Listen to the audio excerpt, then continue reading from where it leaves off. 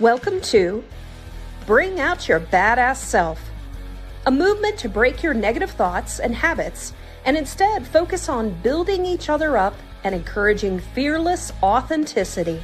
Each episode, we will get vulnerable and share experiences alongside our guests and audience. Come rediscover your inner badass self. Good morning, fellow badasses.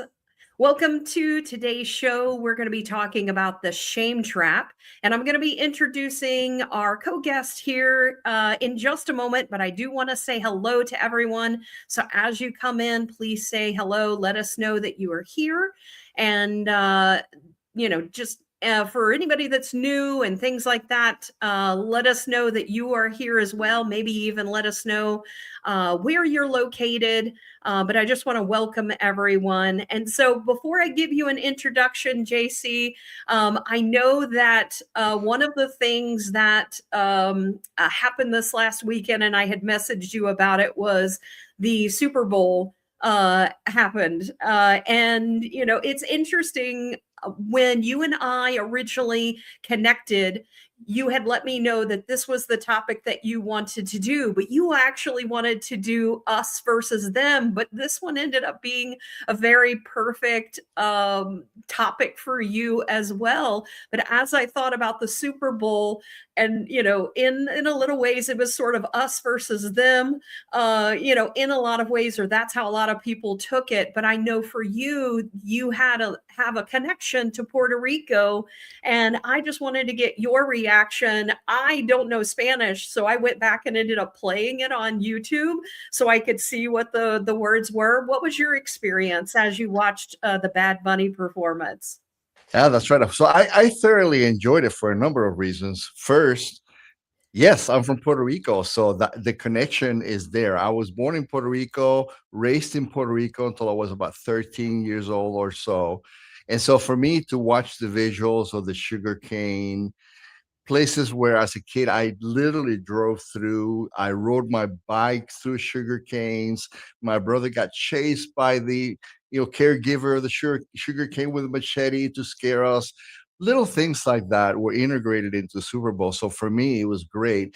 But to your point, it created a little bit of tension with some people feeling like maybe it was isolating certain groups, Yeah. which is the connection back to our topic, which, by the way, it might a little bit of that us versus them thinking might come up during the conversation today, because the topic today has a lot to do with how we react, and that us versus them mentality can be sort of a factor as well. So yes, I enjoyed it thoroughly, and I hope that it was regardless of it being Spanish, that for many people it was in their minds the inclusion of yet another subculture of the American experience.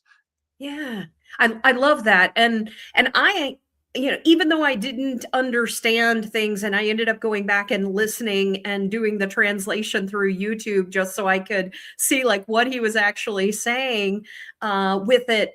One thing that was very powerful to me was the ending. So I was like seeing all of these flags and the names of all of the different America, not just North America, but all of the America. And, for me, it was a very uniting, like it was meant to bring us together and think about the fact that we aren't alone in this world, that we are stronger together. That was really the message that I got from that. Yeah, I mean, for me, the visual translated in my very creative, very busy brain, translated into, I'm glad to see the entire neighborhood. We sometimes only think about our little subdivision, and we live in a much bigger neighborhood, right? It expands the world. We forget our neighbors. We forget that we are part of that whole large neighborhood of people who live in different places and speak different languages with different cultures. Yeah. Well, I want to say hello to some people that are coming on. So Myra is coming from Tennessee. She says, good morning. She also says, Benito. And so I love that. And then also Joel saying, good morning. Hope everyone is having a great week so far. So thanks for joining us, Joel. And then Lisa's joining us saying, happy Friday, beautiful badasses. Back at you. And so as you guys continue to join, please say hello. As you can see, I added the little comment section so people can see as people are coming on. But I would like to do a formal introduction to JC. And so JC Quintana is a visionary author and an educator reshaping how we think about business relationships. He speaks and writes about the psychology at the heart of successful people, processes, and technology. As a distinguished leader in customer experience and human centered design, he brings a fresh insight on transforming shame into a catalyst for connection and growth. And JC, whenever I went out to Amazon, he has 11 books out there. So go check them out. Look it up by his name. He has a series called Speaking Frankly to check out, and he also has children books. And he was telling me that one of them was called Good Morning Cookie Moo Moo, which is actually focused around today's topic, which is shame. So thank you, JC. And with that introduction, I also would like for you just to tell us a little bit more about you, things that you're working on. You have been on our show before. So I want to thank you for joining us again. It's always a pleasure to speak with you. But, I want you to give a little bit more flavor as to who JC is and what you have going on. I love that. Thank you for the introduction. It always makes you feel proud because, I think a little bit of, I want to hide a little bit of turn a little red in the face, but also very proud of that because I think it has helped a lot of people. I'll give you the brief history of the second part of that story that you told, which is I started in technology, and as you probably realize as well, working in technology, that so much of the success of technology and innovation depends on human behavior. Yeah. And so I saw that gap in knowledge and decided to go back to school and get my master's in psychology and then move on to my doctoral studies in industrial organizational psychology. And even that wasn't enough. There's so much of the social and behavioral psychology aspect of how people behave and why it is that we have that wall that keeps us from talking to one another. And so much of that and much of the research that came from my postgraduate work and doctoral work ended up getting translated into the books. The Speaking Frankly. So how do we speak more frankly and candidly about things like technology, like business relationships, even AI, and then unexpectedly, while we were in a transatlantic cruise, locked in that ship for 14 days from Galveston to Spain, I realized, these are topics that parents should be talking about with their children. And to your point, yes, topics about anger. What is really anger? What causes children to feel angry? And also topics like shame, which, by the way, Cookie Moo Moo is my daughter's nickname. That's what I called her growing up. She's 21 now, but growing up, I call her my little Cookie Moo Moo. And I always said, Cookie Moo Moo, she's never discouraged. She doesn't know how. She doesn't know how to be discouraged. And so that's what the book was about. And then some of the other topics of the children's books include things, deeper topics like dealing with death and also prejudice. Yeah. And I know that today we might get into, some of those topics as well. And funny enough, I also have Carmen who has commented. She says, "Good morning, my favorite beautiful badass. Have an amazing show and sending you love." Funny enough, so Myra is her sister, and she calls her Moo Moo a lot of times. And so I wonder what the correlation might be there. Very endearing. I also saw somebody who was in Tennessee. So to let you know, I'm in Nashville. I'm outside of Nashville in a little town of Murfreesboro, Tennessee. Yeah. And so great to have Tennessee representation. Yeah. So that's Myra. So that's Moo Moo. And Hi, so, Moo Moo. and so I think she's on the west side of Nashville, further over in Tennessee. Yeah.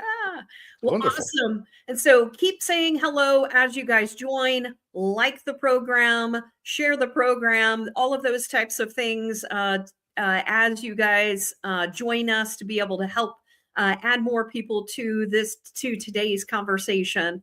And so today we're going to be focusing on a couple of different things related to shame. We're going to be first focusing on decoding the neuroscience of shame. So we're going to get a little technical, but not too technical, but to understand why the brain works the way that the brain works.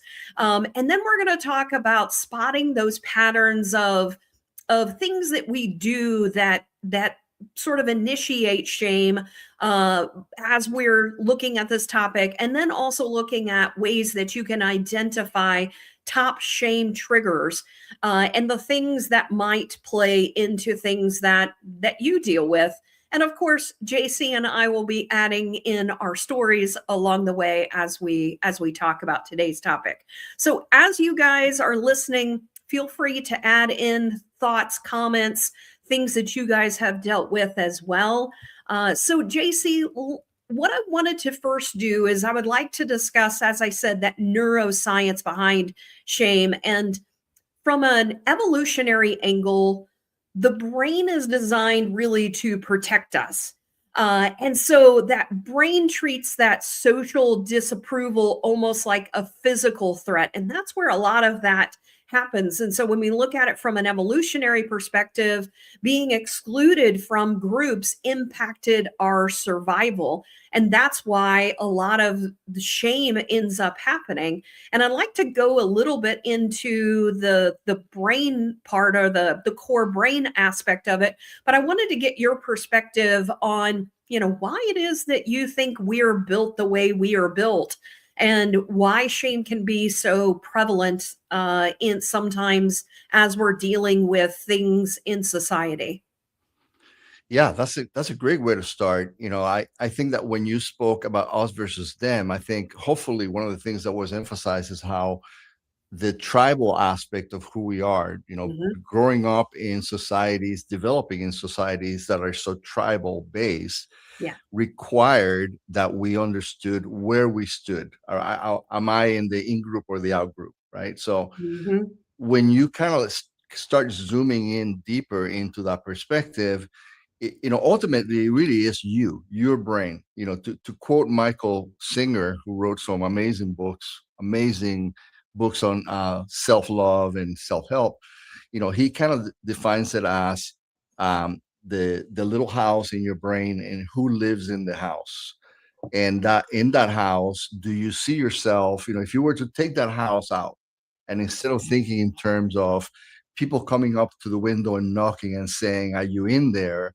Do you truly see yourself as that person that lives inside of your brain? And Yeah. so, regardless of that tribal perspective or the evolution of growing in tribes, there's still a person in there, right? And so, Yeah. there's still a with shame specifically, and with tribes, shame still serves a very important and powerful adaptive social process that we all go through, right? Which is, what part do I play in this tribe, Mhm. and who do I think I am within this tribe, right? Yeah. And so when you start dealing inwards, taking that example of the tribe and our part of it, or being part of it, if you think about the things that happen within our brain, all the common terms that we talk about, like the amygdala, especially the frontal cortex and the amygdala, that serve very natural processes of identifying threats and kicking that cortisol into place, so that hey, wait a minute, I'm dealing with a threat. Mhm. Many times, from a clinical perspective, and by the way, let me quantify this. My education is in organizational psychology, not in clinical psychology. So Yeah. I would love, if someone is joining who is a clinical psychologist, I would love to hear their thoughts on this as well. But the things that we naturally expect for that cortisol to kick in the amygdala and say there's a threat Mhm. that is a physical, real threat. With shame, these are threads that we're creating in our brain, we're creating in our psychic. And the danger of this is that we the brain doesn't know, right? The brain doesn't know whether or not that threat is created on the outside and is a valid threat Right. versus is a threat that I'm creating on the inside. And I'm perpetuating through my belief systems and my beliefs about myself, when in reality that threat doesn't really exist. Yeah. There's a study that was done that says that even your hippocampus, the part of the brain that says that's real, right? Hmm. That memory of that or what I'm seeing, but especially a memory of that incident as it happened, what it really is. For people who experience toxic shame, that reality can be just as real as a physical, actual incident, when in reality that wasn't the case, right? You know, that Hmm. voice in your head that says you grew up abandoned, you grew up seeing watching people tell you or show you or validating that you're worthless. Mm. The hippocampus, for people who experience toxic shame, that memory of it, whether it was real or not, is as real to them as a real experience. And so we're talking about things that are natural, that we should expect, right? We should expect the cortisol to kick in. We should expect, if I prick my finger, to have actual pain in the arterial cingulate up here in this part of the brain. Hmm. That's it. Ouch! I got hurt. To a person with toxic shame, that memory of pain, that experience of threat and cortisol increase, that physical pain is as real to them, even if it's not really real, as anybody who's experiencing that in a physical, or actually a physical pain. Yeah. Very interesting stuff.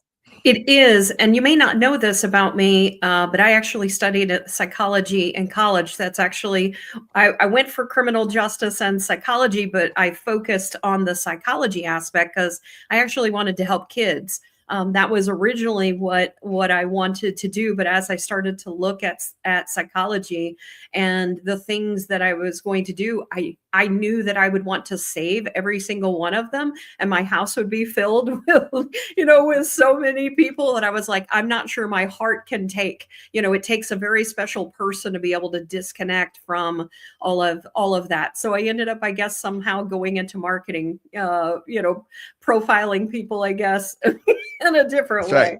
way. But one of the things that you said that really strikes me as some of the main players of the brain, you mentioned the amygdala. And that really is one of the things that I had learned, is that it is there to detect danger. And, it might be physical danger is what most people think about, but this is like the social danger a lot of times too, when you're thinking about shame. So it's that aspect of humiliation or criticism, that feeling that sort of lights up the amygdala because those things are happening. And so a lot of times people will know this through the fight, flight, freeze, and we add fawn. As I've studied further in the feeling that comes with shame. So that's what really drives that need of, am I going to fight someone? I'm detecting danger, so I might be defensive with that person, or I might just avoid it. I'm going to just get the hell out of here, or I'm not going to say anything. And then that's when that shame also continued to just sort of sink in as well. So that amygdala really does play a huge part in that, as a core part of the brain that ends up starting that process for shame. Yeah, the amygdala is almost a reactionary in that increase in cortisol biologically Mhm. goes up. The challenge with things like shame is that for most of us, anyways, that prefrontal cortex that kicks in with some reasoning says, or naturally should say, well, wait a minute, that's not a real threat. Mm. So as I reason through that, my cortisol, balances change. But for people with shame, that belief that what's happening is because of who they are, in some cases doesn't kick in, or Yeah. the reasoning it becomes unreasonable, and they experience pain that's just as real as like I was saying, as physical pain of getting hurt or getting an arm broken. Yeah. And I think that it's also important to sort of point out that shame is, that as you're saying, is stemming from the belief that, that someone is, I'm inadequate or I'm unworthy of love or flawed in some way. But, there's also the guilt aspect, which is my understanding is the prefrontal uh, aspect. Guilt is, really focused on more, your actions, where shame impacts your very identity, which is, I think as you're saying, it's who I am, my, not just my actions, but who I am and in my core. Yeah, I would say toxic shame does, right? Because Yeah. so let's kind of define some of this, beyond the function of the brain. Which, although, by the way, I'll say one more thing about this that I found interesting in researching this. There's a part of the brain called the insula, Yes. and the insula, the insula because it's associated with things like, we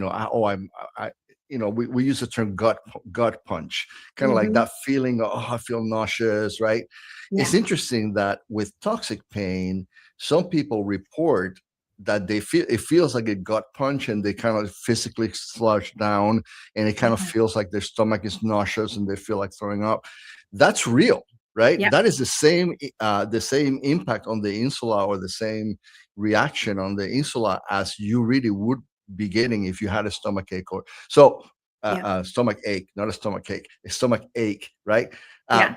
So yes, I wanted to say that about the brain part of it, but I think we should separate the difference between shame and toxic shame, because Mm. shame is an adaptive function, um, that is necessary for us. So I'll give you an example. So Yeah.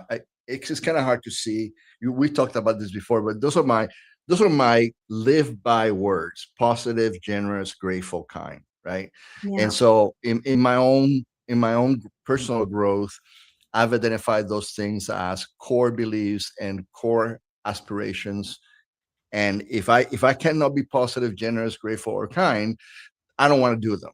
Right? They don't align with my core beliefs. So, I'm and this is too close to an actual example, but I'm visiting my mother in Miami, and I'm driving down the streets of Miami, heading out to Hialeah to visit her, and this guy cuts me off, and I roll down the window, and I say, explicative A, explicative B, explicative C, right? And the person looks at me, and then I see next to him is a pregnant wife about to give birth, right? And I go and Oh I no. go, oh my God, I am so ashamed of what I just did, right? Right. What my brain is doing is saying, this is who I really am. I'm a kind person. I want to be positive, generous, grateful, kind as a core aspect to who I am. Right. And what I just did is not within Mm. the social function that I want to, the action, right? The social function, the action Yeah. doesn't align with my core value of who I really am. So I use shame as an adaptive function, right? Yeah. I now go back and say, I'm ashamed that I did that. Why am I ashamed that I did that? I experience shame and feel shame because Yeah. it does not align with who I am at the core, or who I want to be, or how I want to act. Yeah. And really, ultimately, who I really truly believe I am, right? The difference between that and toxic shame is that, take the same scenario: driving down the streets of Miami, somebody cuts me off, I curse him off, and then I see the pregnant wife on the way to the hospital, and I revert to a time in my life when someone told me I'm not I'm not capable of making good decisions. Mm. Why am I incapable of making good decisions? Because I'm stupid. Mm. I'm incapable of reasoning process. I'm incapable of doing the right things. And that becomes who I am. Yeah. And now it's not saying, it's not following adaptive function, adaptive processes to realign with who I really am. Is using shame now to validate that that's who I am, right? That really is who I am. That stupid, incompetent person who can't do anything right. That's who lives in this house. And that's a big difference. And yes, I think it's, to some extent, Yeah. it's okay, it's good in within our social, environments, to feel shame is a good, Mhm. again, I love that word, the adaptive social function, right? That Mhm. the good adaptive social function of shame is good.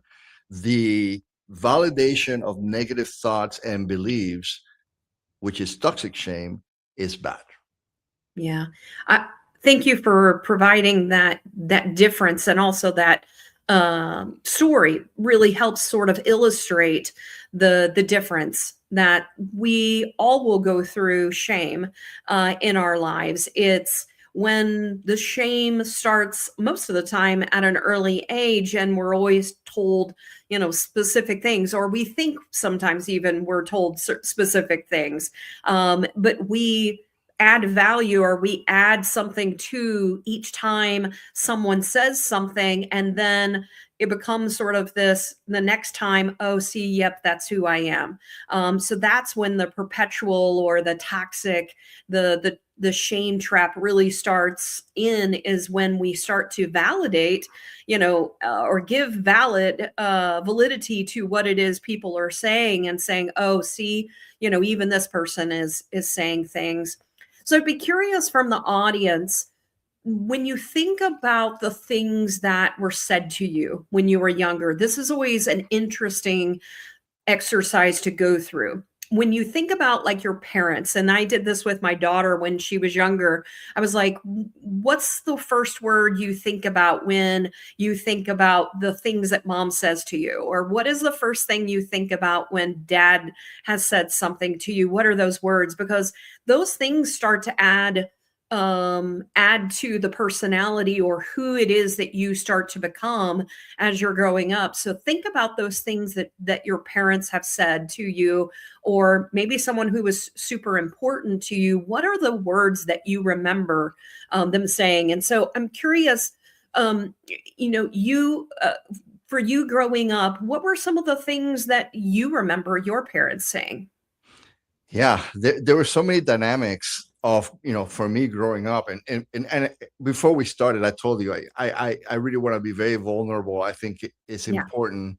As a matter of fact, one of the most important aspects of the shame conversation, and inevitably Brene Brown was going to come up in this conversation, because she has probably in the last 25 years exceeded the amount of research done on vulnerability. Mm, And part of that research was based on her own experience with shame and how she dealt with it, and it led into her academic work. So I think back about, and I'm reading Atlas of the Heart right now, so it's kind of fresh in my head. But Brene Brown kind of talks about not just what's the shame that molded you, but what's the shame that keeps you in that jail, right? What mm, keeps you locked to that? So for me, there's been a couple of different aspects. If you take it from my dad and my mom's perspective, the words and action from my mom uh, kind of led me into a little bit of a narcissistic jail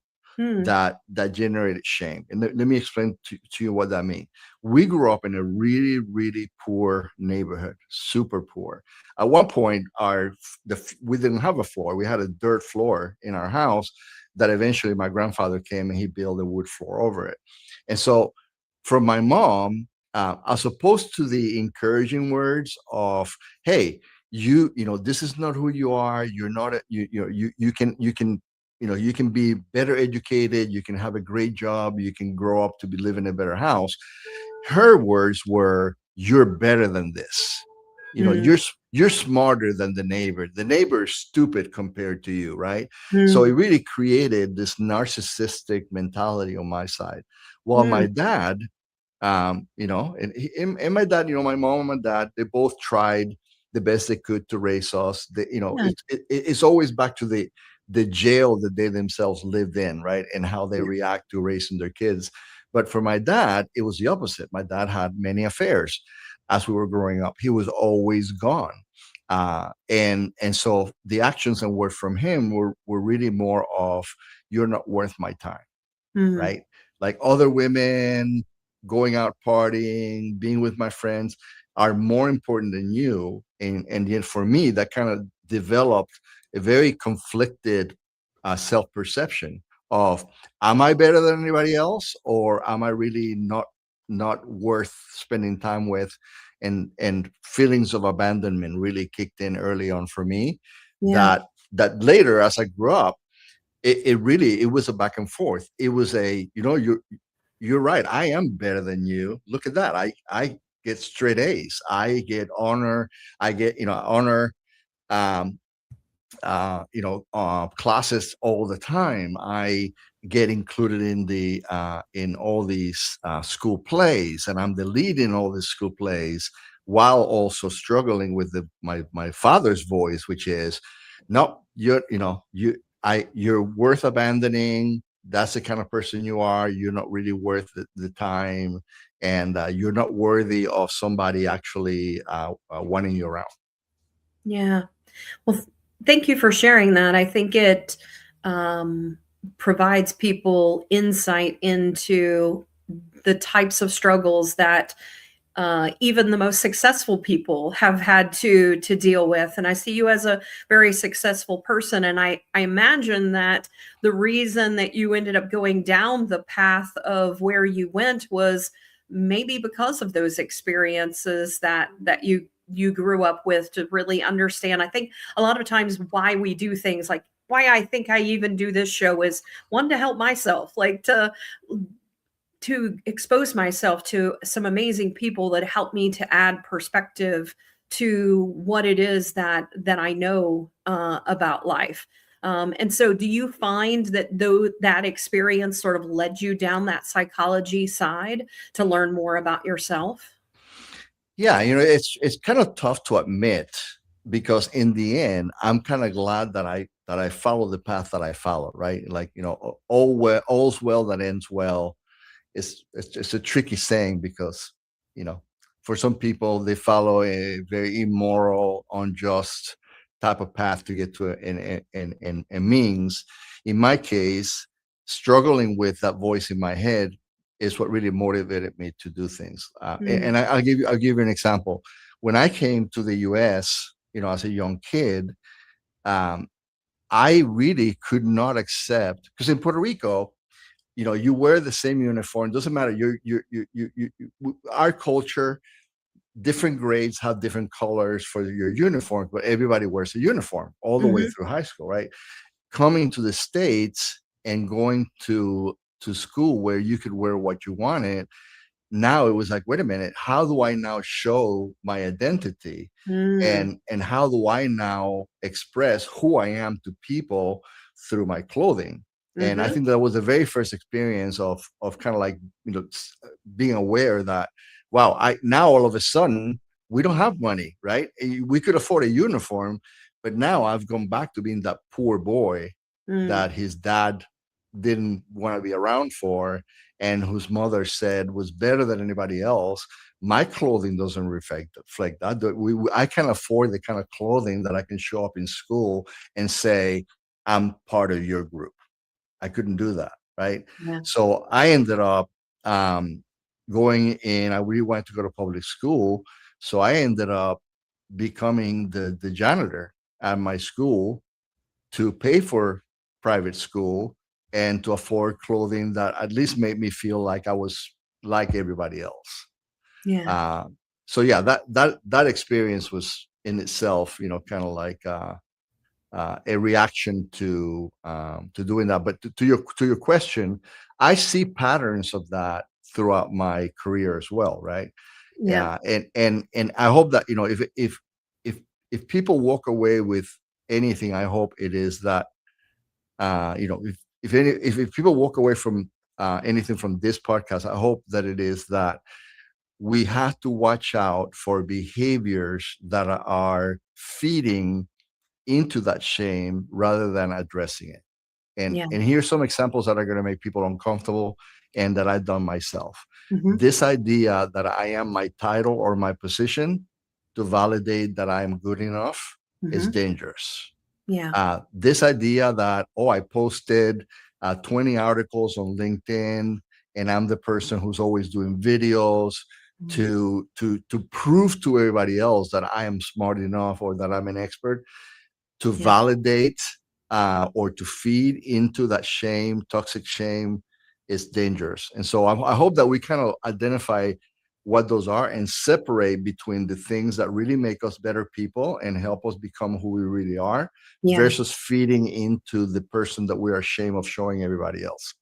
Which, Uh, yes, yeah. for me that was the case. I can go back and Sarah, I never said this Yeah. before in public, but I can say that vulnerably today, not a few years ago, but I can tell you that what motivated me to even start a doctoral program was trying to prove to myself that I was smart enough and that I was good enough, that I was not that poor Puerto Rican boy that is, that is not as good and as smart as everybody else. Yeah. When I think of shame for myself, I think about the fact of, the things that I went through, and I've been very vulnerable on this show as to the things that happened whenever I was younger. So, and I'm not sure whether you're familiar with that, but I have previously shared that from age 6 to 7, I was molested by my cousin, and that led me down a path of, when you start to think about things from a sexual perspective, or as you start dating, or even as you are getting married and now you have all these negative thoughts about sex, it really impacted me in a lot of ways, because why is it that I didn't want to have sex? Well, I didn't want to have sex because I had all these negative thoughts about that. And so it was releasing that ability to start to understand that sex can be healthy, sex can be something that you can enjoy, and sort of disassociating the thoughts that I had. There's also the things, and that's why I'm very sensitive, or I guess why it is that I'm always been a little bit of a protector in a lot of ways, because I look at the things that people say, even, things like, oh, well, she was wearing that, she deserved it, like those types of comments that people will start to shame, women in a way to not explore their sexuality or not understand who they are as a person, and understand that, sometimes we need that ability to sort of explore who we are without adding the shame aspect. And so that's one of the things for me when I think of shame as a female. Those are the most common messages that I tend to see amongst, younger girls. And I can tell you, my daughter, like she, like we've had all of these conversations. She's like, I don't give a shit, like what they say, things like that. But she have also, in this conversation, it's also having a healthy conversation as well about those different types of topics as well. And that's where I've sort of talked to her about, that you need to be able to have a conversation with people. So if you're not able to have a conversation, then maybe you guys aren't, ready for those types of things. So it's doing it in a different way, instead of shaming people and saying, oh, you shouldn't do that, or you're this. Those are the types of things, the things that go on in my head when I think about shame. Yeah, you brought up two really important things that I think are worth talking about. One of them is, it's very easy for people on the outside to say, "Hey, I had the same exact upbringing," or "I myself had a negative sexual experience as a teenager, as a child," Yeah. or JC, my dad always told me also that I was worthless, right? Right. And here I am, I never dealt with that, and so it's really important to understand that the shame is a very subjective experience, and what leads to it and what leads people to be caged in it is very subjective and very individual. Yeah. And it's it's almost impossible to judge somebody's experience of shame based on your experience, because some of it is neurological, Mhm. and I'm glad that we started with the brain topic, because I hope that this came across when I was talking about the impact on the not just the amygdala reaction, but the actual the prefrontal cortex that Yeah. is literally telling the brain that's real. That's real, and that's not just real for you, that's real for everybody else. It's Right. impossible to separate that. And to a person who is experiencing toxic shame, that reality has them bound in jail in a space that it feels like they can't get out of it because their brain is not allowing them to get out of it. So it's important to understand that it's very subjective, very individual experience. Um, I'll Yeah. tell you a mistake that I make, and you and I talked about this when I was on the last time, which Mhm. is therapy like CBT, cognitive behavioral therapy. Mhm. I'm a big believer in CBT, but I sometimes forget that CBT doesn't work for a lot of people who are experiencing toxic shame, Mm. because with cognitive behavioral therapy, we kind of, the goal is to tell people there's something happening in your brain, ideas, thoughts that are not real, and you're reacting to them in ways that show up in your behavior, right? It's like, oh my gosh, my wife is cheating on me. How do I know my wife is cheating on me? Well, my wife is cheating on me because I saw a text from somebody that I didn't recognize. It sounded like it, right? And maybe it was just a text from another female coworker saying, Mhm. "My gosh, you look so pretty today. Oh my gosh, I love the skirt you're wearing." But in my brain, I said, "That's a guy. Oh my Mhm. gosh, that's another guy. He looks like Brad Pitt. Nothing like me." And so my reaction, my behavior begins with maybe maybe I did get a shot of cortisol, right? And then my behavior translated to, as soon as she walks in the door, I go, "What the hell are you doing with that guy?" Right? That's Yeah. and so cognitive behavioral therapy can help us say, wait a minute, that thought that you had in your head to begin with was not real, was not valid. So you got to identify that as actually being invalid, not invalid, but being untrue. Mhm. You can reason through that, and then that influences how you behave. Here's the problem with that, with toxic shame. With toxic shame, it's not just a thought you have. Toxic shame says you're thinking that way because that's who you are. Right. That literally is an evaluation of the whole self. And so, there's other therapy that is more effective, or variations of cognitive behavioral therapy that we use to help or not that I use, but the therapists use to help people realize, hey, wait a minute, that not only is that not a valid idea, but that person that you think is generating that idea, that's not really you. That's not really who you are at all. The examples and the ideas that you use to generate that idea of self are not true. So let's talk through that. Let's apply some self compassion and some self love, and there's like a list of therapies that I think are more effective. But Mhm. that's again, to your point, we misjudge what toxic shame really is and how easy it is to get out of it, and we shouldn't do that through our own experiences, because it's hard to align with that subjective experience of a person. And secondly, they are as locked in that jail from a mental, psychological, and neurological perspective as they would be in an actual jail with bars on it. Yeah.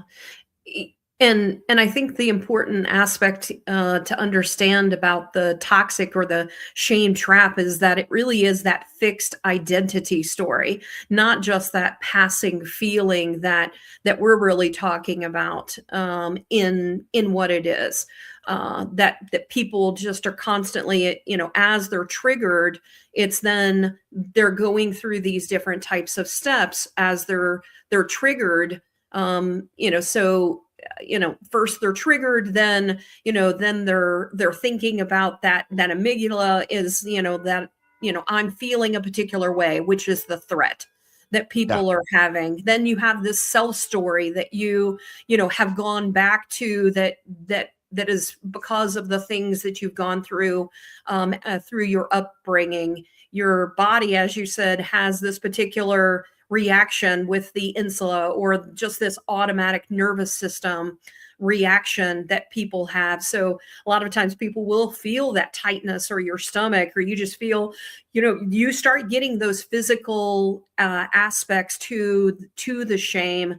Where I would like for us to go is like then how people start to react. So you can identify it within yourself or identify it with other people. And some of the things that I have noticed is that sometimes people will withdraw, like they'll just completely go, leave the situation and be gone. Some people are very aggressive, while some people retreat. What are some of the behaviors that you have seen, or that are associated with shame, that people tend to use?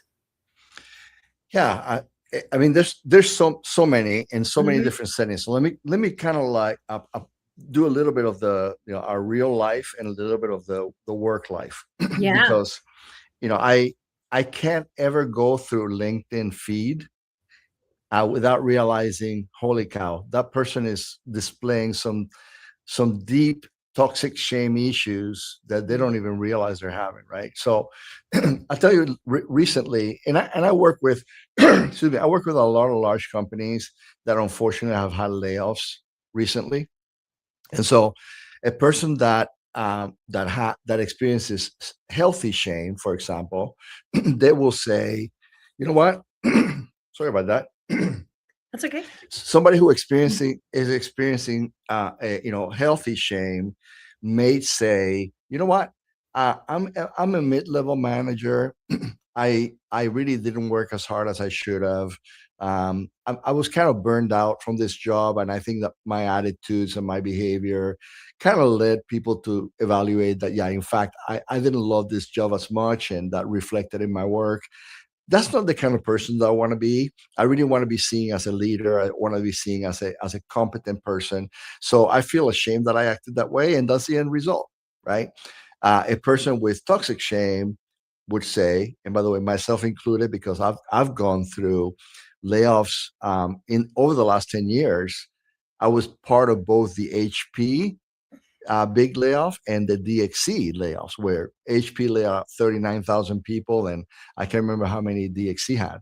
And everyone was saying, "Oh, JC, you're, a top contributor. You've done some amazing things for the company. It's not you. It's not you. It's not you. It's not you." Mhm. But the voice, the toxic shame voice in my voice was saying, "I told you so. See, Mhm. you are incompetent. Nobody wants you. I mean, if they really wanted you and you really were one of the top leaders in that space, Yeah. then of course they would have kept you, right?" So awareness is one of the first things, and in that story right there is a Yeah. story of awareness, right? And they say, therapists say that the worst thing that you could do to make toxic shame worse is to keep it in secret. Silence is the killer. Mhm. Self-judgment, right? um are the things that you do to keep yourself in that toxic space. But the things that you do start with awareness and naming it, right? Yeah. And again, I acknowledge that to some people the biological aspect of it has them so locked down, right? They don't want to deal with as it is with a lot of people that lose their job and experience toxic shame, that will say, why even try?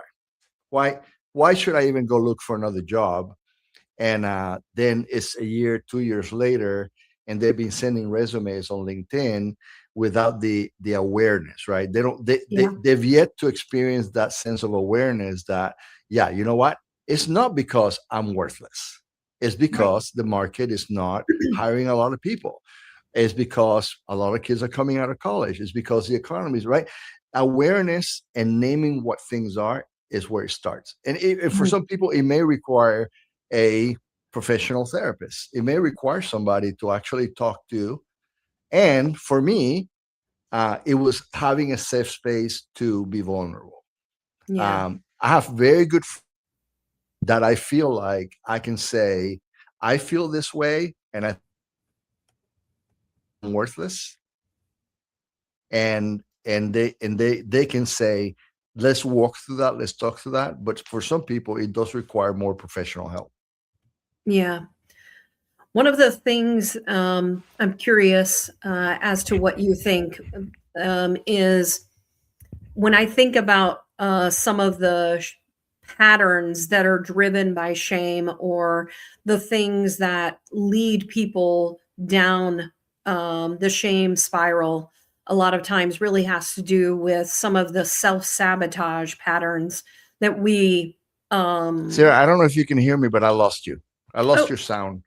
oh, can you not hear me?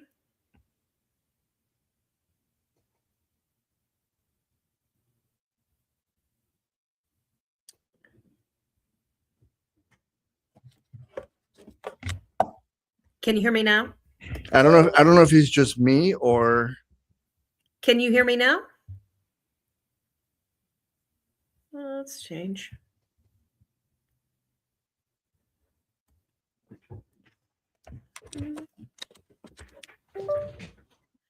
Tell me if you can hear me now. Can you hear me? I can't. I wonder if maybe through chat somebody can verify that it's whether it's just me that Yeah. can't hear you or if it's anybody else. Yeah. So if anybody's here, if you can tell us if you can hear me, or if it's the sound that has gone out for you. And so I'm going to talk as if people can hear me, and we'll see what people say. So let me know whether you guys can hear. Oh, you can still hear. So they can hear me, is what they said. All right. And so I'm going to go ahead and continue on with a couple of things. So it sounds like it is yours. Okay. So it's just me experiencing sound. So Yeah. keep talking, Sarah, and I'm going to kind of take a look at my sound one more time and see what happens. Okay, perfect. So one of the things that I was thinking about was the ability to spot patterns that sort of drive people to shame. And I was talking about the self-sabotage patterns. And I'm curious from the audience what you guys have found within yourself. Some of the things that All right, let's see if that worked. when I think about shame is also procrastination on maybe important things that you have going on. So maybe you will say, well, I work better under pressure.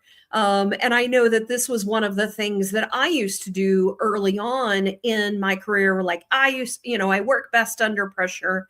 But then if you fail, then you're sort of confirming that you're not good enough. Some of the other areas were, sort of quitting before you are successful. That's a lot of times where people will focus on things that they will, do all of the work that they need to, but right before they're actually successful, because they won't take the time to really see it through, then, they experience that shame of, oh, see, I'm just not good enough, or I wasn't successful enough to be able to really go after things. So I'm curious from the audience what things you have seen. And it looks like JC's going off and he's going to try to come back in.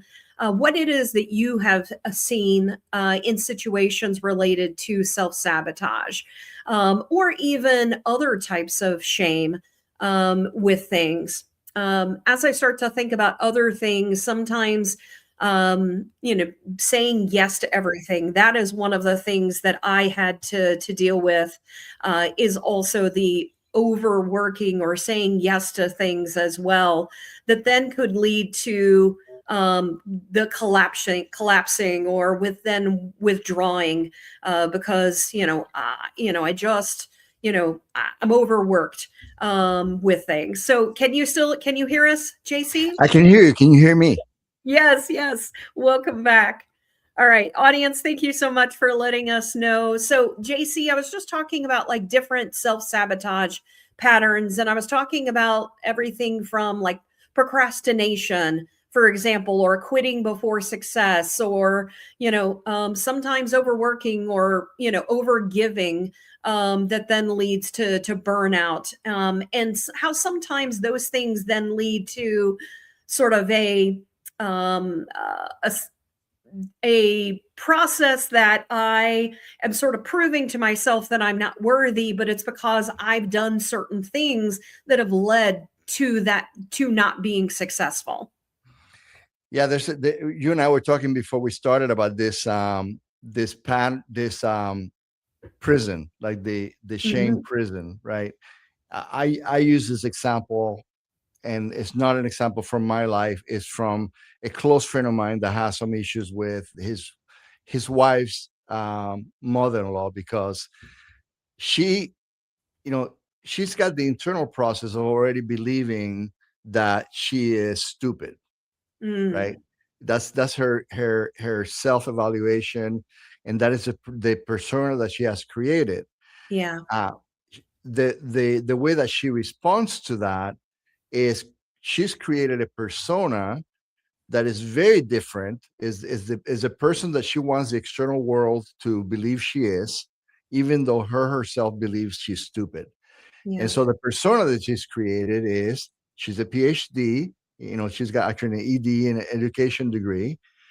And so that's a hard persona to maintain, right? Yeah. When you yourself are struggling with believing that you're stupid in the Yeah. very core of who you are, this persona that you created is very hard to maintain. So when someone, for example, in the slightest questions what she says, Yeah. the reaction is anger and even rage, Yeah. right?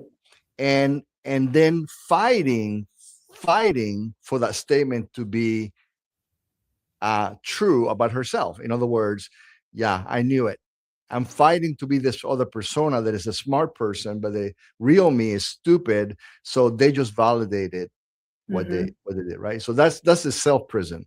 The prison guards are her mother, right? Hmm. Her mother, who when she shows up for Thanksgiving, she'll go over and grab the wrong box of stuffing and will come back from it. And the mother will say, "Oh my gosh, can you do anything right? Yeah. Can't you do something as simple as getting the right stuffing?" Right? Mm. Which perpetuates her thoughts, right? The other prisoner is her uncles, because the husband, right, says, "Honey, you need to talk to your mom about this.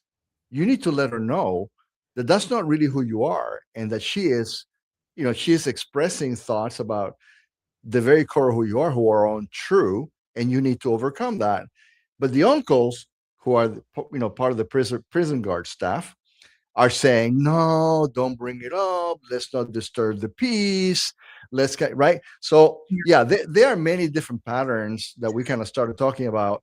The example of the guy who lost his job, and the example of this very educated, very competent woman who keeps having the people around her and herself validate this sense of "I'm ashamed because I'm stupid," Yeah. are all really, really strong examples of that, right? And yes, it is things like you said. The reaction is anger, even rage, embarrassment, fear of Yeah. things coming up in conversation. There's a lot of different factors that trigger it.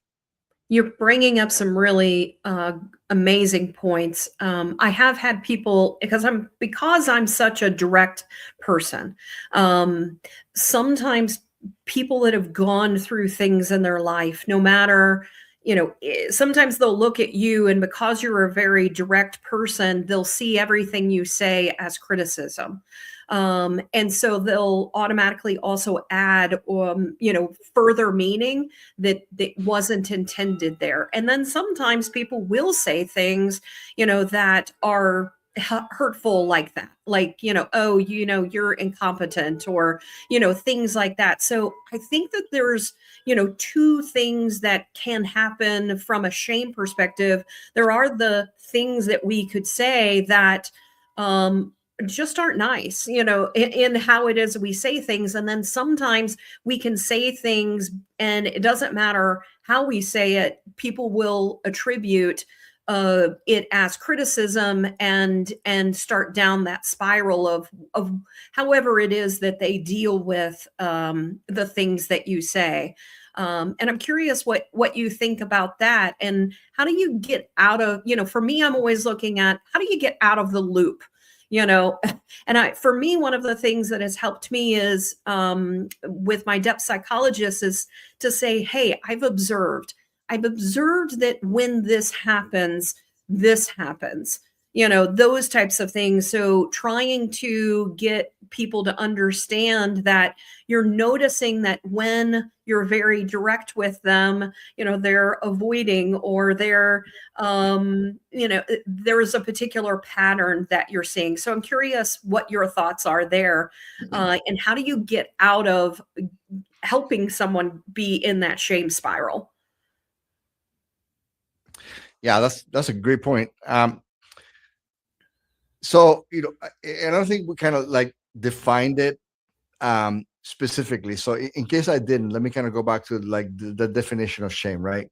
The toxic shame specifically is a painful psychological perspective that tags or identifies or defines the whole self, right? The whole Mhm. self, not a thing you did. So separating the identity from the behavior Yeah. is huge, right? Mhm. And I I've never gone myself to a therapist for the idea of shame, but I've done some therapy for like this immediate rage that I got into. Rage has always been an issue for me. Rage and anger is very different, right? Mhm. And back to the history or the story of my dad, there's a specific event. My dad, who I loved very much, we lost him a few years ago, but I love my dad, very much. It did not keep me from loving him, but he, one time when I was maybe about 9 years old, he had left us, completely left us for another woman. That woman had children. Uh, he was our ride to school, 5 miles, right? And so when he was gone, we had to walk 5 miles to school every day. Yeah. And so one day I was about to reach the school, and he pulled over. He passed by me in his car with the child of the other woman in the car. I saw him. We locked eyes, and as soon as we locked eyes, he looked away to pretend that he had not seen me, right? Right. And so it's weird that created a self-perception of worthlessness in me, that anytime that I had somebody dismiss me, right? Especially in business settings where I would be in a meeting and I would have a Mhm. really good idea or a really good thought, and somebody would go, "Oh, we don't have time for that," or whatever, JC, or that. Are you kidding me? Is that what, right? It would Yeah. not. It would not be a differentiation from who I was from what had happened. It went directly to that perception, and the toxic shame it created resulted in rage. Right? Yeah. I did not objectively respond with, "Well, let me explain to you why I had that idea." Right? It was right. It was absolute rage, and in some instances it jeopardized my career. Right. So it starts with distinguishing the self from the behavior. Right. Yeah. It's not that I'm stupid.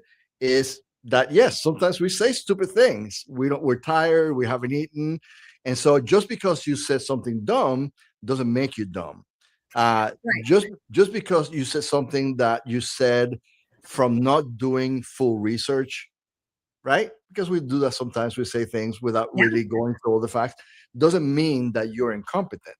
And so that's step number one. That self realization, and then finding places, whether it be a therapist or it be a safe relationship where you can be vulnerable. And again, back to Brene Brown, that's the thing that she's brilliant about, that if you can place yourself, just step one, that's all you got to do. You don't have to go through a deep examination of self. All you got to do is find yourself in a vulnerable place Yeah. where you have the opportunity to the separate and distinguish the behavior from the self. That's step one. Mm-hmm. I love that. I want to pull up some comments that have come up. So Maria said, having radical compassion and grace for self is essential. Once we can do it for ourselves, it becomes easier to extend to others, except for driving in traffic, she says. Yeah, in Miami especially. Yeah. And then some other people came in as well. Heather had come in. She said, hello, happy Badass Friday. And she also said, ooh, Brene Brown is a great resource. She also had added, yes, we all deal with trauma differently. And while someone may be able to have an understanding of the experience, they are unlikely to experience the trauma shame the same way. I do think that is an important aspect as well, that we all experience shame in a completely different way, and we all go through different experiences and different types of trauma. For me, one of the things that helped me, as because I think back, and there was a time in my life where I got to a point where I was having thoughts of suicide whenever I was in high school, and and as I continued on in my life, it was really, as you said, having that self-awareness of, who do I want to be? Who do I believe that I am? So it's starting there. But then also, as you said, it's having that self-awareness that when you're not holding up to your values, I think it's understanding your values that you have in life as well, that also can help you as well, because a lot of times we attribute other people's values to us when we're like, I'm not really like, that's not really me. And so one of the things that I found important is knowing who you are and understanding that not everybody will see you that way, and that's okay. Because I think that is when we think about shame and spiraling, it is that we believe everyone else believes something else about us. We have this story that we tell us, but if we really focus on inward, if we focus on us and what it is that we truly believe and where it is that we will continue to live up to our values, for me, that is what I have focused on, related to not worrying about what other people think, in a lot of ways. Yeah. So I'm glad that the word trauma came up, because, so trauma is a profound emotional, cognitive, and physical damage that results from a severe distressing event that overwhelms the individual to the point that they don't have the ability to cope. Mm-hmm. Right. So that's trauma. And so that last part, inability to cope because Yeah. of that hurt, is important to identify, because I agree 100%. Self-love and awareness are important, but some people find themselves in a place that it really is literally like a jail that they cannot get out of. Yeah. And so for some people, they stay locked in that jail and they live their whole lives in it, because the trauma resulted in an inability to cope, right? And sadly, some people, and I had to speak for veterans, the rate of suicide of veterans in this country is unforgivable. It's unbelievable and unforgivable that we're not addressing it, right? Mm-hmm. So we got to be aware of that for many of us who are self-aware, that's great. We've been able to kind of snap out of that jail and say, oh, behavior, me, identity. That's not really who I am, and I can do better. And I need to kind of like be aware of that behavior that results. Some people can't do that. Some people are going to toxic narcissism, drugs, addiction, And sadly, sometimes that ends in suicide because that physical pain that we're feeling and that self-evaluation that doesn't ever stop is overwhelming, and we have to put a temporary or permanent end to it. So yeah, the point I'm trying to make is that we need to be aware that if you're dealing with, you know, toxic excuse me, if you're dealing with any of the stuff that we've described, it's okay to get help, and it's okay to find yourself in a place where you can talk through it until you yourself come to that realization. That's okay to do. And Yeah. it's also okay to say, wow, you know what, I get off of work and I drink myself till I'm asleep because I don't want to deal with it. Hmm. Again, it's okay to pick up the phone and call a professional and say, that's not the way I want to live. And I am aware that I myself can't do it on my own, and it's okay to get help. I'm going to say something that might be controversial, but as I start to think about some of these uh, things that we're talking about, we first started off talking about tribes and fitting in and being in the tribe, and I think about the word conform or conformity. And you mentioned veterans. So, what came to mind for me is that a lot of times when we're dealing with shame, it's because we're not conforming to what it is other people or other, what society thinks you should be. That is what I have observed or noticed related to shame, is when you don't conform to what it is we want you to be. And when I think about the military, you have to conform. Like they strip you down of like your identity altogether. You believe how they believe. And I wonder how much that actually contributes to the suicide rate, because you now don't have an identity. You are our identity, what we identify you as. And so I don't know if there's been any studies about that, but I'm wondering about that because one of the things that I have experienced and I've seen put upon other people is when you don't believe as other people believe, then you are shamed in a lot of ways or ostracized. Yeah, I think so I was in the Air Force 10 years, and for me, it was a very different experience because I I was so arrogant that I thought, military is just not good enough for me. I'm not some like little airman soldier boy. I'm so much greater than this, and so I'm going to serve my 10 years and get out. But yes, to some people, they go in when they're 17, 18 years old. They haven't really formed their own identity yet, and they go into the military, and the military tells them who they are, and Hmm. then they get out and they go on to the world where, especially in the United States, we tell people that, oh my gosh, if you are not the solo cowboy, solo cowgirl that conquers the world and becomes an entrepreneur and has their own TikTok channel and has an amazing LinkedIn following, you're nothing. Right. Those are really high standards.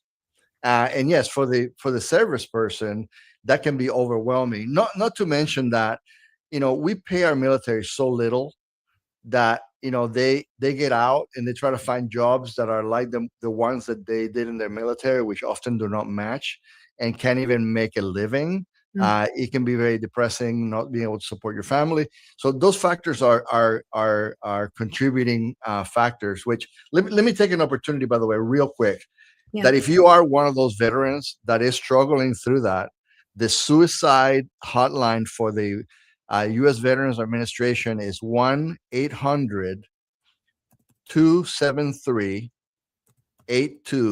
1-800-273-8255. Or you can just dial 988 on your phone. And again, you'll be surprised. I don't have the exact numbers, but if you once you research the amount of daily suicides, which yes are often associated with toxic shame from veterans, is outstanding. Thank you for putting that number up there, by the way. Yeah, Yeah, absolutely. and I'll say one more thing, and I'd love to get your thoughts on this, but don't you think this also applies to our kids and this culture of TikTok and amount of followers and Mhm. the idea that if you're not this amazing social presence, then you fall below the standard. I think that that has always been there in different ways. Like if you didn't wear Jordache jeans or you didn't have, particular things like during my generation, oh, like you were talking about, when you're poor and you don't have as much money, oh, well, you're not as good. So I think that it's just something different in each generation. It just happens to be social media, I think, in this generation. Um, and so that's my thoughts on. I think it's just going to be different for every single generation. That's what it happens to be right now. Yeah, for us as adults, I so in the morning, my routine is usually that every morning I'll have a cup of coffee with Shelly before she leaves for work. That's my priority, that we start our day together and we have our coffee together. And then after that, I look at LinkedIn, right? Because I I think that there's a lot of really good information on LinkedIn. And the trap that I caution myself about every time is, why are you going on LinkedIn? Right? Mm, If I posted something yesterday, am I going on LinkedIn just to evaluate how well that post did and how helpful it was? Or am I going on LinkedIn to validate something about myself? I'm mm, worthy. I'm smart. I'm the kind of person that people want to hear from. Am I doing that? Because if you are doing that, you may be experiencing some toxic shame, and you may want to differentiate the identity from the behavior, right? If it yeah. doesn't bother you at all, if no one looked at your post, why is that? Is it because you're trying to build a business and you want to find better results, right? Better algorithms. That's good. That's a good, valid reason to Yeah. go look. But if you're going to LinkedIn and checking your phone on LinkedIn, oh my gosh, did anybody respond? What did they say? Did they like me? Oh my gosh, did they accept me? Then you need to be aware of the identity Mm. that post may be trying to validate in your estimation, and you need to be careful. Yeah. I love that point in evaluating the why, and why it is we do things. I want to pull up a couple of comments that have come in. So Buckery, I think that's how you pronounce your name. He said, well said, the beginning of the transformation begins from within. And then also said self-awareness is the beginning of that personal transformation. Maria added, yes, great point, Sarah. I know who I am. Anytime we hear self say something negative, we need to ask ourselves curious questions. Who said that? Where did that come from? Is that true? Thank you for that, Maria. She also said, yes, trauma. What helped me was exercises in visiting the version of self that was experiencing trauma and consoling them, i.e., you are loved. That wasn't your fault. You are safe now. You can choose differently. And so I think that, let me pull that back up. One of the things that she said that sort of resonates with me is you are safe now. I think that a lot of times it really does have to do with safety. Like, oh, if I don't do this, or if, those types of things, then, am I going to be safe? Am I going to be okay? And whenever I think about even like money, for example, one of the things that people will get into like a scarcity mode, and I think about keeping up with the Joneses and all of those types of things, and those are the things that also can spiral us down. So instead, focusing on like, well, what do I want for myself? Like, what is it that I personally need? So if I'm trying to keep up with the Joneses and that's not really helping me, because I really need to be saving money and I need to be focusing on being more thoughtful in what it is I'm spending my money in, then you're that self-sabotage is happening. Okay, I'm keeping up with the Joneses, but now I don't have the money, to be able to do and really prepare myself later on in life. And that's a lot of times where shame can come into play as well.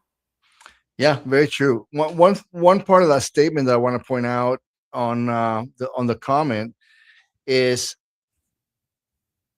great therapists use visualization to kind of help people Mm. understand where they are.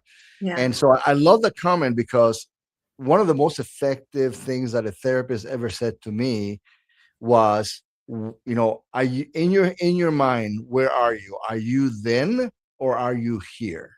Yeah. Right.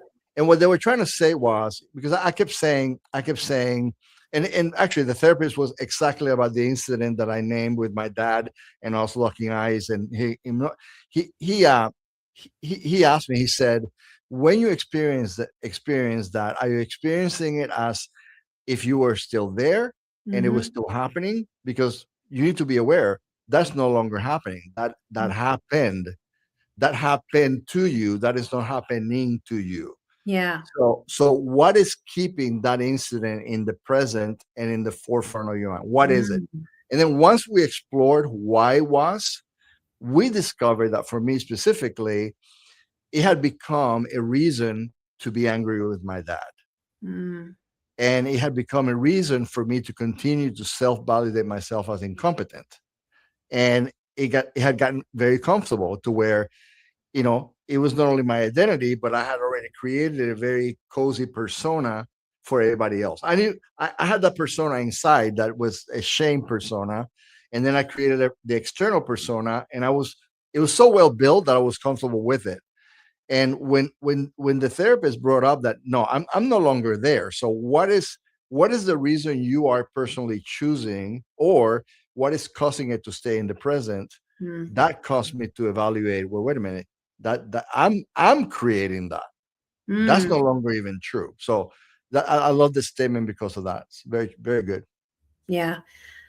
I and, were you ever in situations where, because sometimes I do think that it is evaluating whether you're creating the situation, and it's also identifying if you're in a safe space as well, because sometimes we're not in a safe space, and we need to identify that as well, because sometimes those things can be triggered because, it's like, "Oh, this is familiar." Like, the way your dad treated you was not a safe space.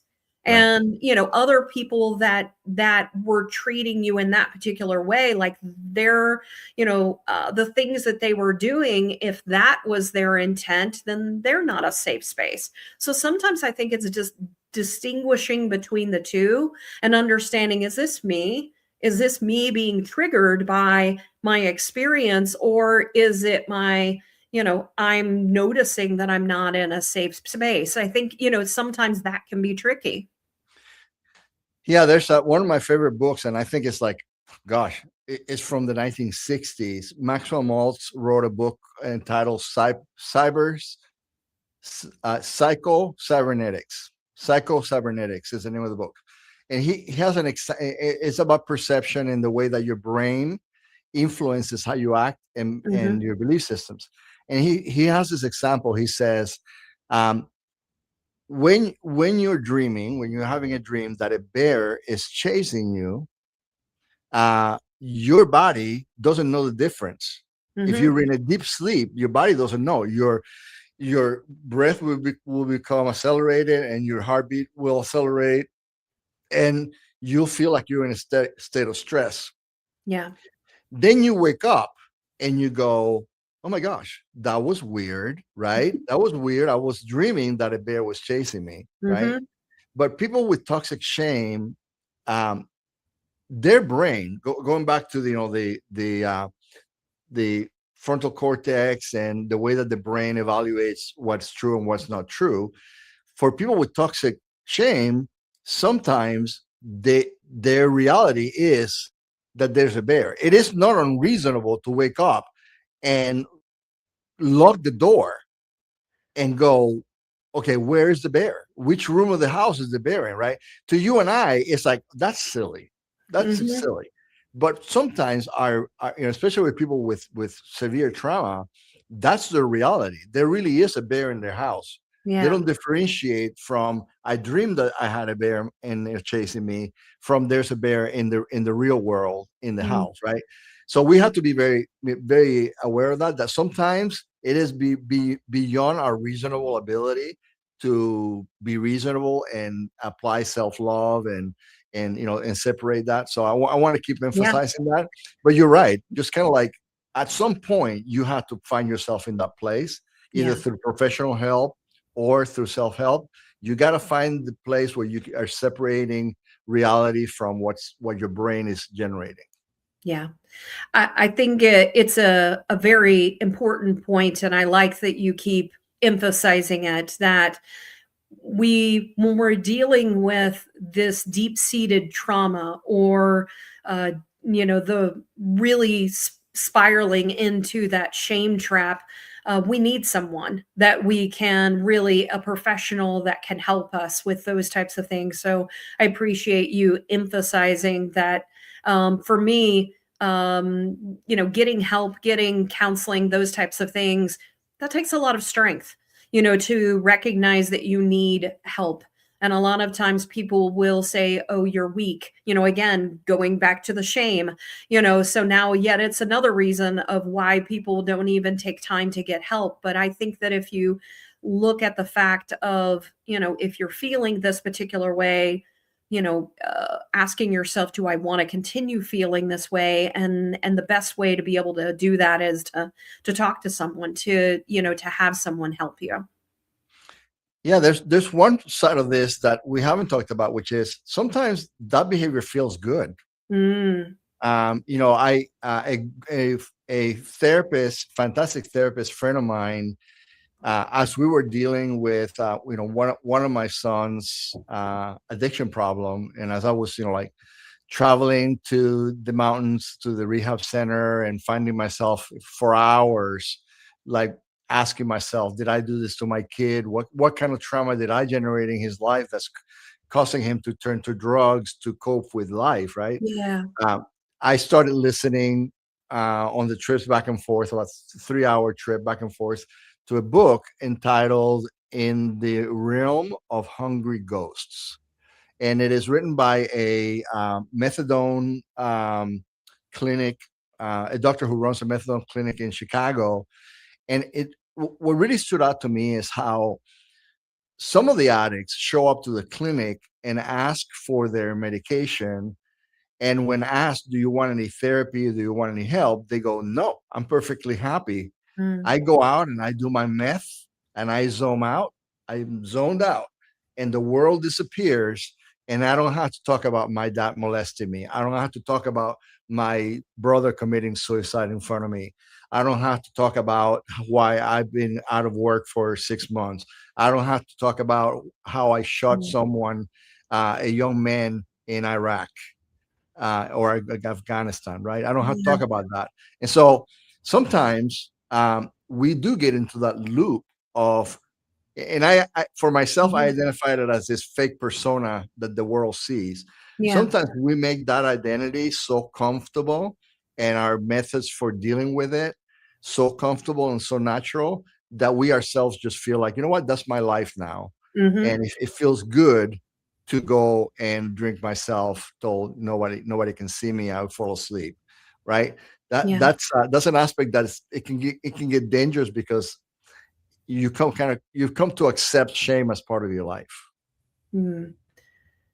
And whenever I think about that, I hate that for anyone, that they just accept that this is who they are, that, this is the way my life is, and that uh, they're worth so much more in life. And I don't know, that makes me sad to think about that. And I want more for people. Like I want them to feel, not just the zoning out, like you said, in the drinking to stop whatever it is, or drugs to stop that pain.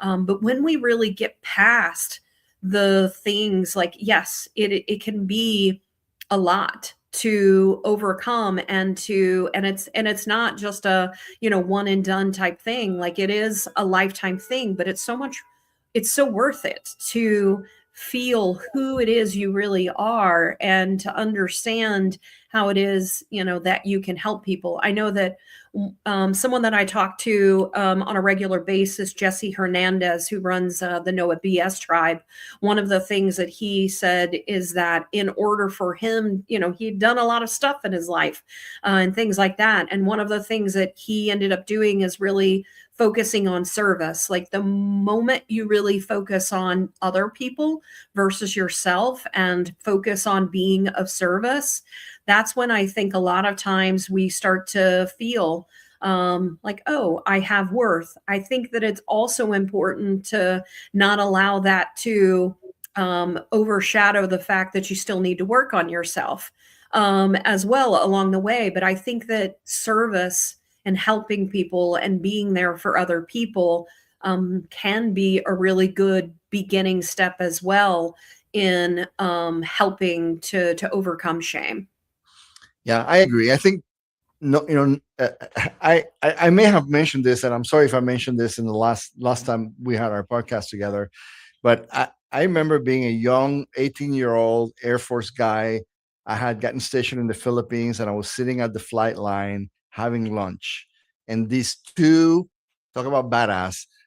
th- This is how I define badass in my life: is two Marine Corps Harrier planes landing, you know, horizontally on the flight line, right? Top Gun Tough has Gun. no match on the Harriers landing this way instead of landing this way. They landed like that, and the two pilots got out with their gear. And I mean, I was so nervous. I wanted to talk to them because they were so badass. And they walked in, and in my nervousness, the only thing I could think about asking was, "Why are you guys not wearing name patches?" Dummy, young JC Air Force guy, Uh-huh. and without hesitation, after asking them why they were not wearing name patches, one of the pilots in a second says, "Because we know who the hell we are." Right? I And love he that. didn't say hell, he used another word. And I've always thought about that experience, right? Of how do you get to that point to where you can so Mm, eloquently and without hesitation say, "I know who I am. I know who I am," right? Michael Singer, and I mentioned this analogy earlier. Michael Singer, in some of his books, he challenges us to say, who are the voices in your head? Is it you? Like, is it you sitting in a house with a bunch of rooms and encountering different versions of who you think you are, talking to you and telling you what to do? Or is it you sitting in the middle of a meadow cross-legged, alone, enjoying everything around you, and the dialogue is with that person? That yeah. who is that, right? How do you get to that point in your life to where it is not external dialogue and versions of you dialogue influence in your life, but how do you get to that point to where you say, "I know I'm saying that, and I can hear myself say it because Mm. I'm the one saying that, not a whole bunch of other people and voices in my head." That's a very mature state to get to in life, but I think we should all aspire to it. I was going to ask you to sum things up, but I think that that did it. I love ending it with that. And if I can say the word that they probably said, I know who the fuck I am. And so I want that for everyone. Yeah. I want everyone to know who they are and to be who they are. To me, that is badass, but it requires vulnerability. It requires self awareness. It requires digging in and figuring out who you really are and also dealing with all of the stuff that you've gone through. So that is what how you become the badass self that you are, is by being vulnerable, which I appreciate you being so vulnerable today and joining us. And any final thoughts that you do have? Yeah, I mean, I've said it already, which is, if you are struggling with even making the first step, find the place, Yeah. find a therapist, find a friend that loves you and where you can be vulnerable, and begin the step towards separating, who you really are from the things that are happening to you. Yeah. I love it. Thank you so much, JC, for being here. It's always a pleasure to chat with you. I encourage everyone to go check him out on Amazon. He also has his website, so you can see it in the back as well. So go visit him, check out the books that he has as well. And thank you, everyone, for joining and for the conversation today. I hope you have an amazing, badass Friday. Also, remember next week, we're going to be just having a private conversation. So I'll be posting that. So please come back. This is your time as an audience to come together and to have a conversation. So I encourage everyone to join us on that. And I would love to hear your voices. So again, final thank you, JC. Take care, Sarah. All right. Thank you. Have a great weekend and a great Valentine's Day as well next week, or this weekend, rather. All right. Thanks, everyone.